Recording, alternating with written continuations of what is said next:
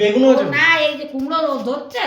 হ্যাঁ কুমড়ো, দেখ নেট ফল গুঁড়ো করে ছড়াই দিবি। কুমড়ো হচ্ছে ওই যে মা ছাই দিচ্ছে কুমড়ো গাছে। ও ছাই দিছিস ঠিক আছে, আর নেট ফল গুঁড়ো করে ছড়াই দিবি, বুঝলি?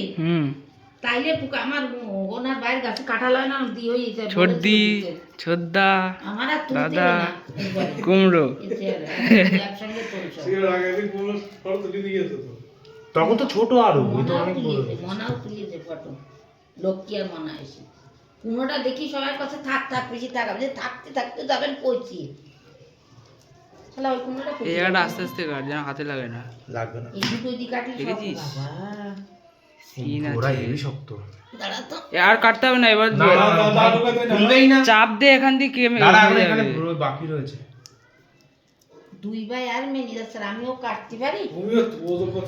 আমি তুলতে গেলাম তো বটি যাবে বেকি, আমার বটি তুল ধরবে না। আর করতে হবে না দাদা, এই জায়গা দিয়ে মারলে বেরিয়ে যাবে। এই দেখ, কত দাও দেবো, ছাড়া দে। এই দেখ টান দে, বাহ, এই না ভালো আছে। সুন্দর কুমড়ো। ও মামা অস্থির, বৃষ্টি হবে নে।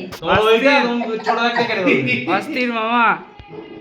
কাট এই বালু কাট এই দে। আরে